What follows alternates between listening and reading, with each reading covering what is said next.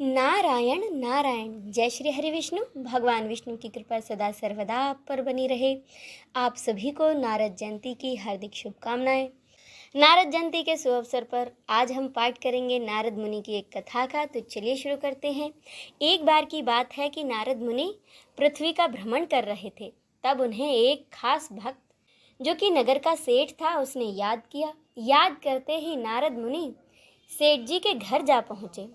उनके घर पहुंचने पर सेठ जी ने नारद जी का बड़ा ही आदर सत्कार किया और उनसे प्रार्थना की कि हे नारद मुनि, आप मुझे कोई ऐसा आशीर्वाद दें जिससे कि मेरे घर में कोई संतान हो जाए। तब नारद मुनि ने कहा कि तुम चिंता ना करो, मैं अभी भगवान नारायण से मिलने जा रहा हूँ, उन तक तुम्हारी प्रार्थना अवश्य पहुँचा दूंगा। इतना कहकर नारद मुनि विष्णु धाम की ओर चल पड़े। विष्णु धाम में जाकर और भगवान विष्णु से मिलने के बाद नारद जी ने सेठ जी की सारी व्यथा भगवान विष्णु को बताई। तब भगवान विष्णु बोले कि उस सेठ के भाग्य में संतान सुख नहीं है, इसीलिए कुछ नहीं हो सकता है। उसके कुछ समय बाद नारद मुनि ने एक दिए में ऊपर तक तेल भरा और उसे अपनी हथेली पर रखकर पूरे विश्व की यात्रा की। अपनी निर्विघ्न यात्रा का समापन उन्होंने विष्णु धाम में आकर ही संपन्न किया। इस पूरी प्रक्रिया में नारद मुनि को बड़ा घमंड हो गया कि उनसे ज़्यादा ध्यानी और विष्णु भक्त कोई और नहीं है। अपने इसी घमंड में नारद मुनि एक बार फिर पृथ्वीलोक पर आए और उसी सेठ के घर जा पहुँचे। सेठ के घर पहुंचकर नारद मुनि ने देखा कि छोटे छोटे 4 बच्चे घूम रहे थे। बच्चों को देखकर नारद मुनि ने जानना चाहा कि ये संतानें किसकी हैं। तो सेठ जी बोले, महाराज आपकी ही हैं। नारद मुनि इस बात से खुश ना हुए और उन्होंने कहा, क्या बात है, साफ साफ बताओ।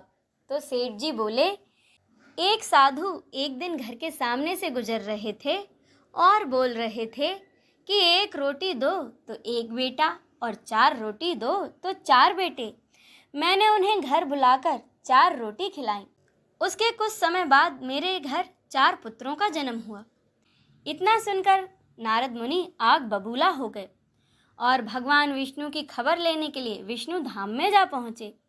नारद मुनि को देखते ही भगवान विष्णु करहाने लगे और बोले, नारद जी, मेरे पेट में बड़ा ही भयंकर रोग हो गया है और जो व्यक्ति मुझे अपने हृदय से लहू निकाल कर देगा उसी से मुझे आराम मिलेगा।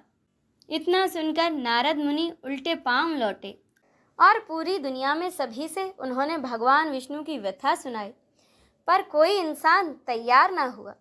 जब नारद मुनि ने यही बात एक साधु को सुनाई तो वह बड़ा ही खुश हुआ और बोला, मेरे प्रभु की पीड़ा यदि मेरे लहू से ठीक होती है तो हृदय से निकले लहू की तो बात क्या, मैं तो अपना हृदय ही निकाल कर हे नारद मुनि आपको दे देता हूँ।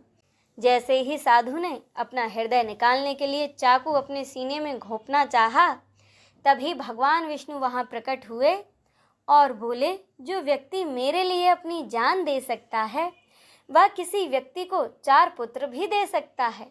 साथ ही नारद मुनि से कहा कि हे नारद मुनि, आप तो सर्वगुण संपन्न ऋषि हैं, अगर आप चाहते तो सेठ को 4 पुत्र भी दे सकते थे। भगवान विष्णु की बातें सुनकर नारद मुनि को बड़ा ही पछतावा हुआ और उन्होंने भगवान विष्णु से क्षमा मांगी और नारायण नारायण करते हुए वे अपने धाम को चले गए। इसी के साथ यह कथा संपन्न होती है। बोलिए नारायण भक्त नारद मुनि की जय। हर हर महादेव।